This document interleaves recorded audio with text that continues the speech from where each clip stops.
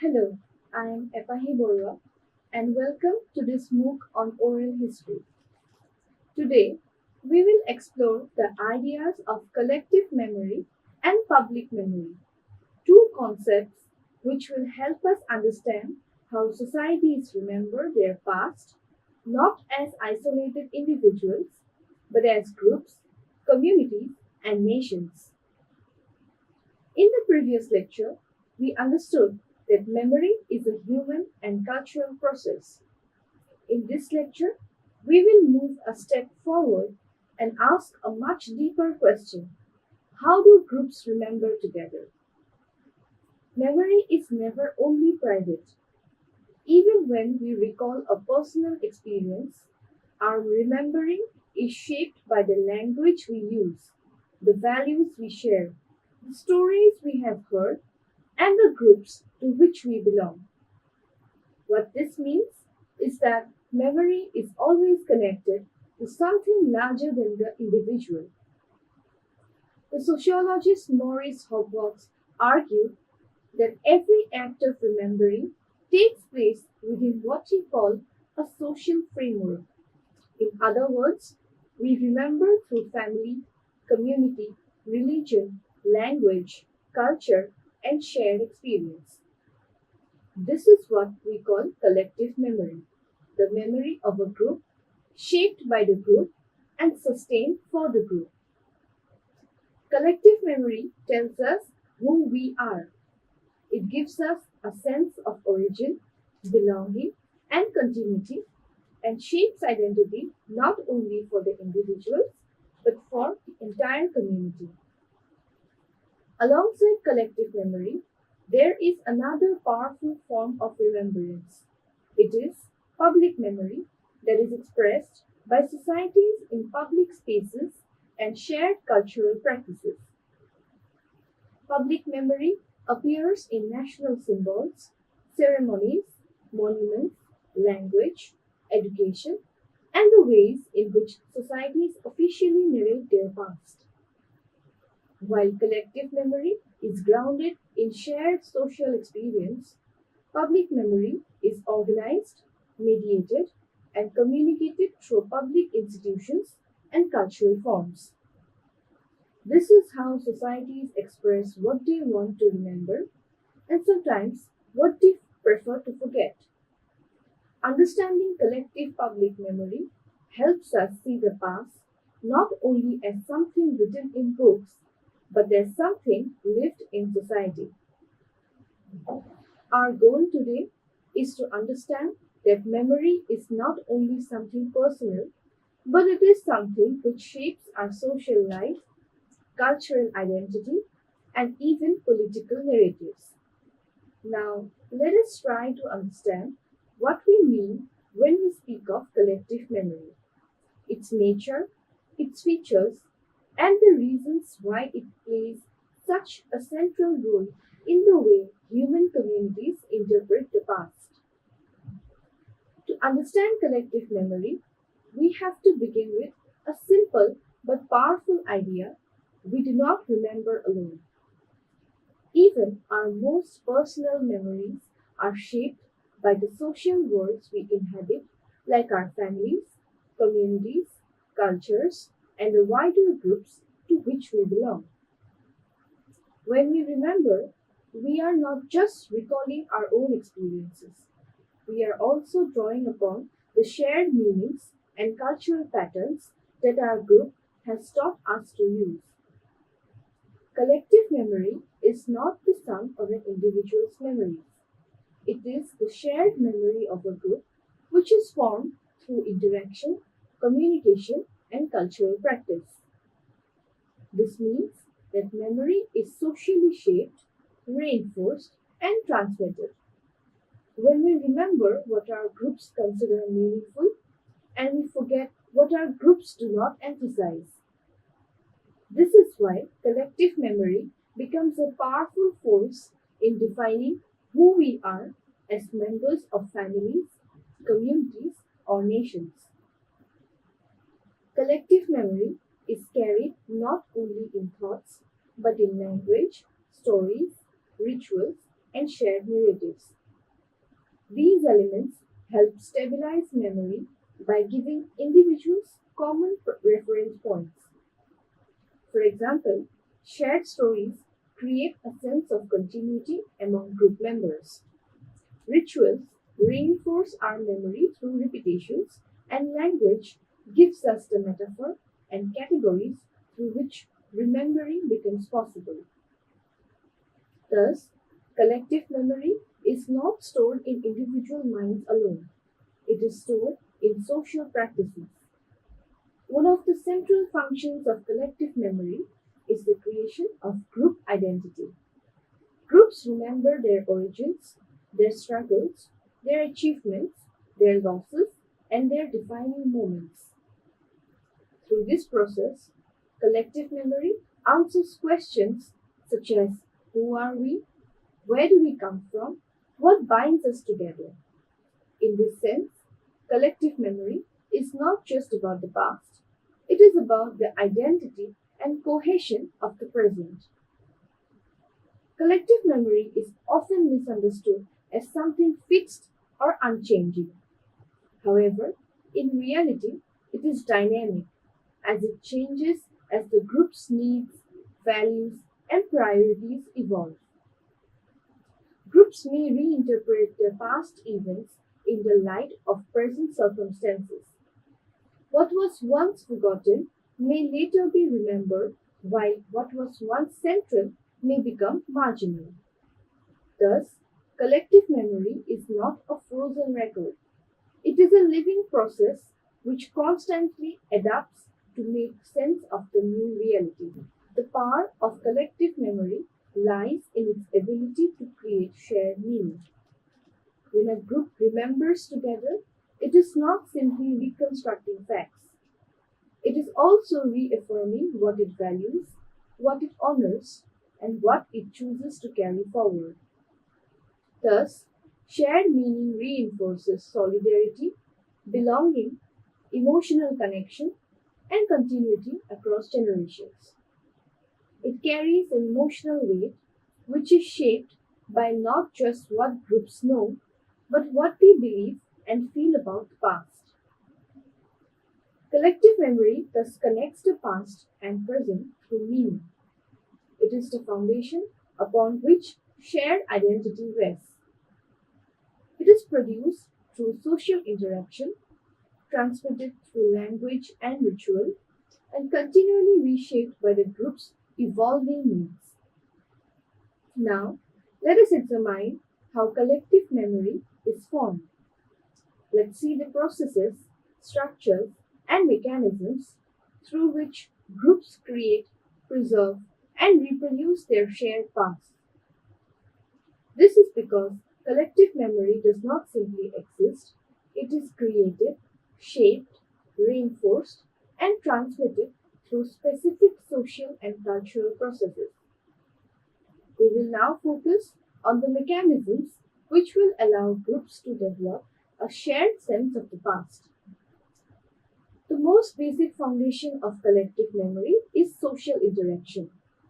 Groups remember by talking, retelling, narrating, and sharing experiences. Through communication, individuals align their memories with the group's larger story.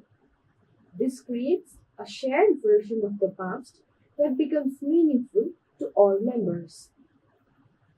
A shared narrative selects certain events as important, interprets them in meaningful ways, and connects them to the group's present identity. These stories are repeated not just for factual accuracy, but also because they express what the group believes about itself. Rituals too play a central role in the formation of collective memory. They mark time, reinforce values, and provide a predictable structure for remembering. Through repetition, rituals help to stabilize memories across generations. When a group repeats a narrative or a symbolic act, it affirms its identity and deepens its sense of continuity. Collective memory is also shaped by symbols. These include objects, words, phrases, or images which carry a shared meaning. Symbolic functions as condensed forms of memory, which allows complex ideas to be communicated quickly and powerfully.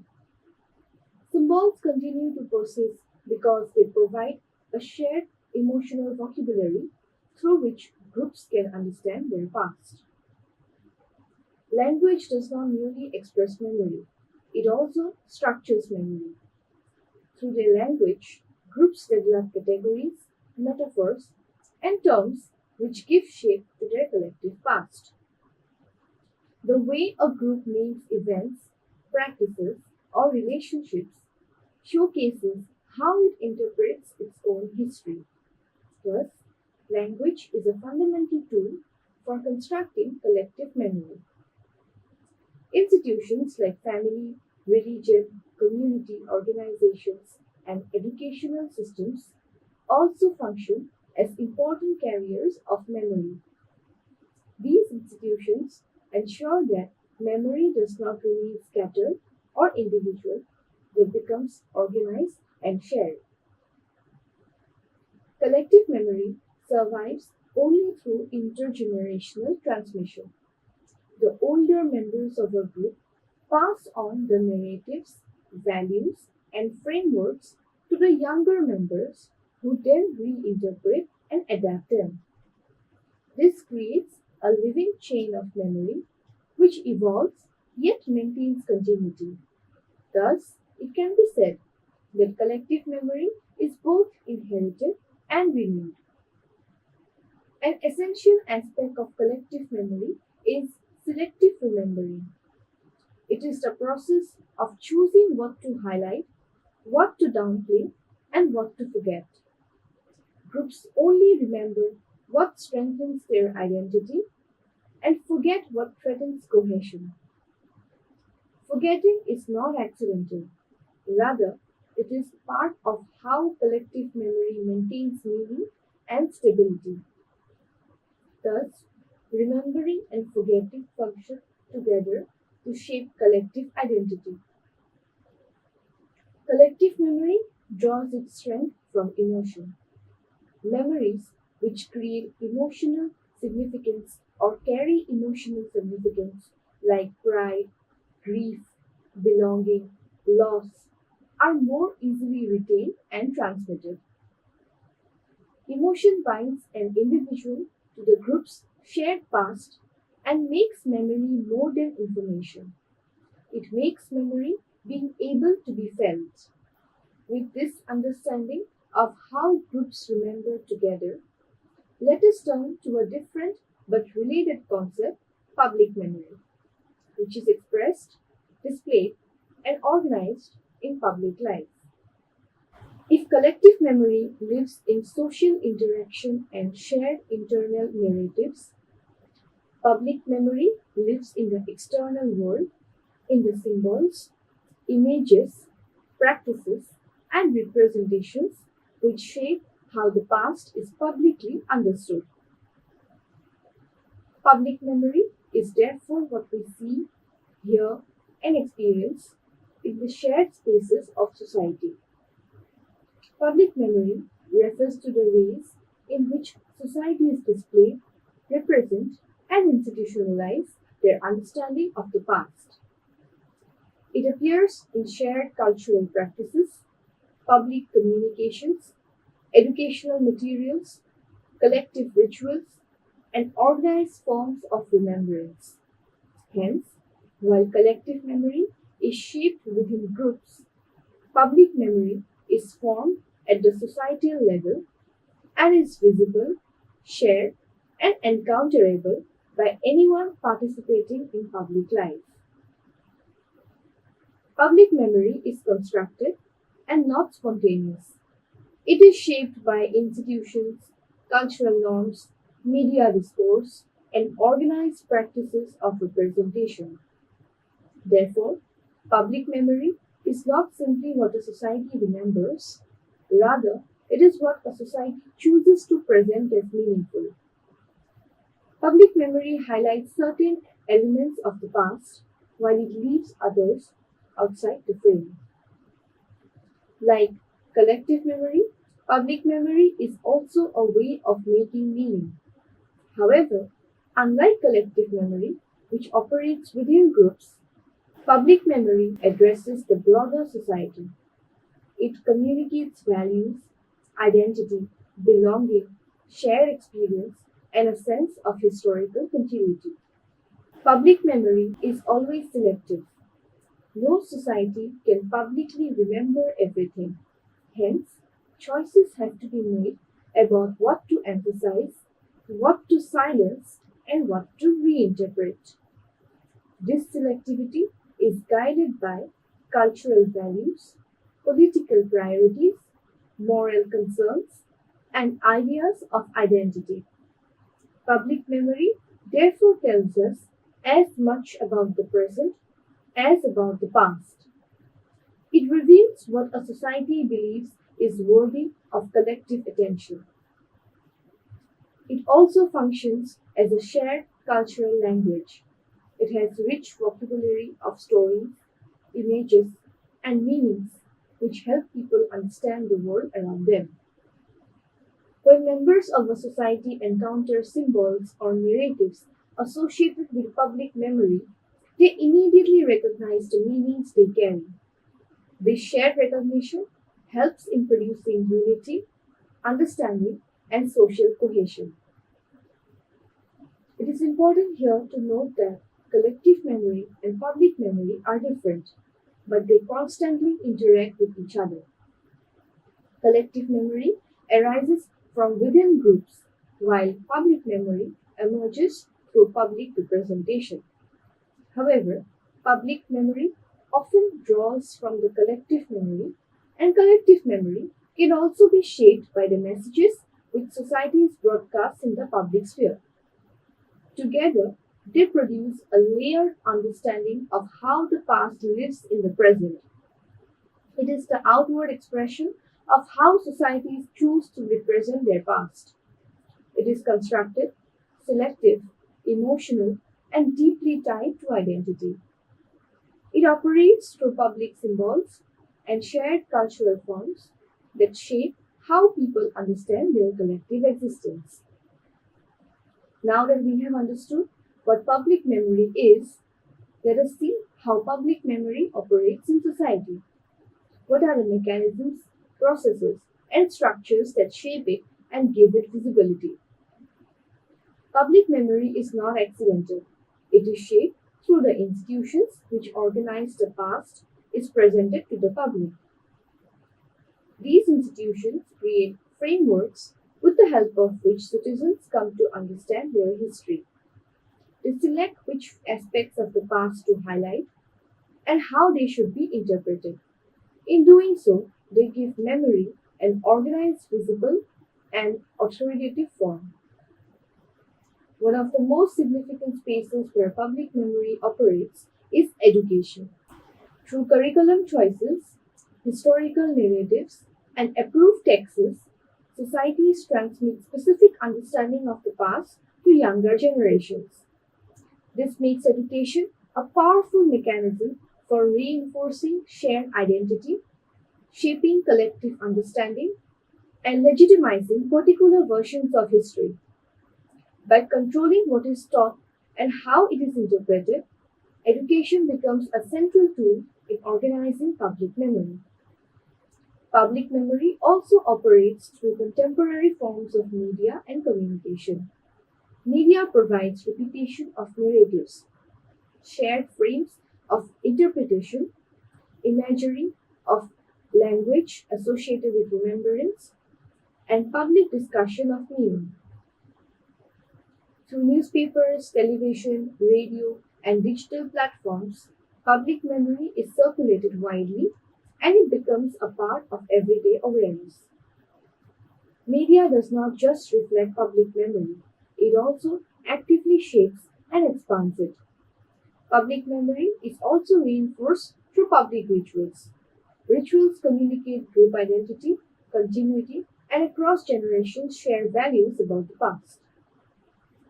As they are repetitive and symbolic, rituals help stabilize memory and make it a part of the rhythm of society. Public memory also becomes visible in the society's symbolic spaces. These spaces anchor memory in the physical environment by making it a part of public's daily experience. Symbolic spaces provide a setting where memory becomes tangible, a reference point for shared interpretation, and a reminder of how society chooses to define its past. Just as language structures collective memory, it also helps share public memory. Shared terms, commonly used expressions, and public discourse create a linguistic framework through which society interprets the past. Certain phrases carry deep meanings and shape how the past events are understood. Through language, public memory becomes part of everyday communication. Thus, public memory is sustained not through the institutions but through the ordinary language people use. A central feature of public memory is repetition. Public memory must be repeated through discourse, through representation, through ritual, and through institutional action. This repetition gives stability and continuity. Without repetition, memory fades. However, with repetition, it becomes a part of the social fabric. Public memory operates by selecting certain parts of the past and gives them prominence in public consciousness. This selection is purposeful. It reflects what the society values, what it considers meaningful. Public memory is effective because it is emotional. Its power lies not only in the information it conveys, but in the emotions it evokes. With this understanding, let's examine the complex relationship between collective memory and public memory and history and understand how these forms of memory can sometimes support one another and at other times come to conflict. Memory and history both deal with the past. However, they do so in different ways, guided by different purposes, methods, and expectations. These differences also create tensions because while sometimes memory and history align, sometimes they also stand in conflict. The first tension arises because memory is lived while history is studied. Collective and public memories come from experience, identities, emotion. They reflect how the groups feel about the past. History, on the other hand, seeks analytical distance. It examines evidence, weighs interpretations, and separates fact from sentiment. This difference means that memory often speaks from the heart, while history speaks from the discipline. Public memory functions with a purpose. It highlights what a society chooses to honor, emphasize, or transmit. History, by contrast, is critical. It examines the assumptions which lie behind memory. Thus, while memory can unify, history can unsettle. Memory conveys emotional truth. It tells how events are being felt by the people who lived them. History, on the other hand, pursues factual accuracy. It finds what can be verified and interpreted through evidence. These two truths do not always align. Memory also values stability. Groups may prefer to maintain consistent stories about themselves. History, however, often revises itself. New evidence, new interpretations, and new perspectives may lead to a rethinking of earlier narratives.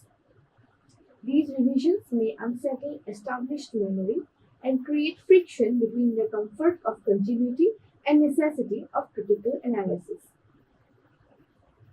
Let us understand how collective and public memory shape historical consciousness, social life, and public understanding of the past.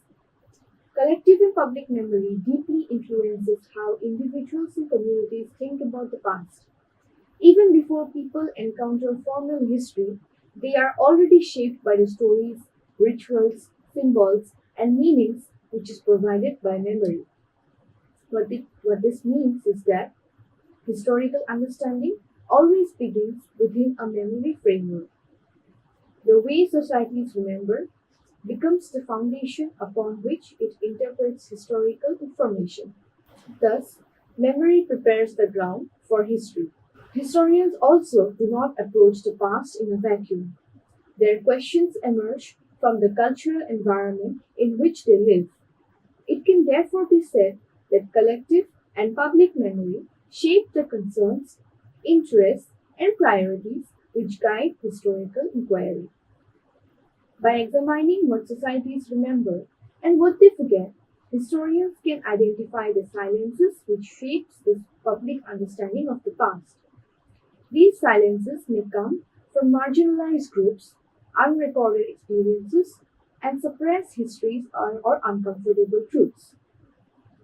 Memory, therefore, points historians towards what needs to be investigated to create a fuller, more inclusive account of the past. Public memory strongly influences how societies understand historical events. It shapes how individuals interpret historical information. It reflects what narratives gain acceptance, and it influences how societies respond to historical debates. Therefore, understanding public memory is essential to understanding how history circulates in public life. Collective and public memory can unite or divide societies. Memory is therefore a key component of social and cultural dynamics.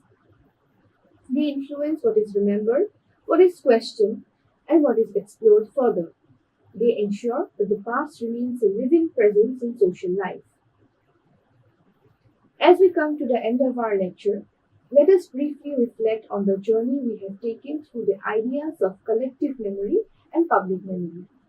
We began with the understanding that memory is not only an individual act, it is fundamentally shaped by social frameworks around us, like the language we speak, the stories we inherit, the rituals we participate in, and the communities to which we belong.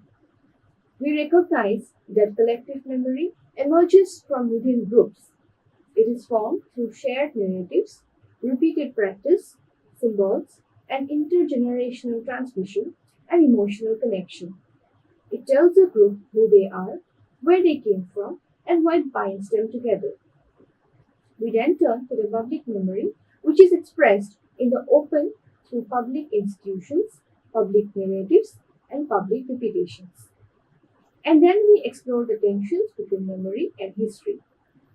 Finally, we saw why collective and public memory matter, how they shape our historical consciousness, influence research, reveal social values, and affect the way the past is understood in public life. Thus, we can say that public and collective memory are not simply background concepts. They are central tools that help understand how societies make sense of their histories. In the next lecture, we will further deepen our exploration by turning to social and cultural memory. This will help us understand memory as a cultural process woven in the fabric of social behavior and identity.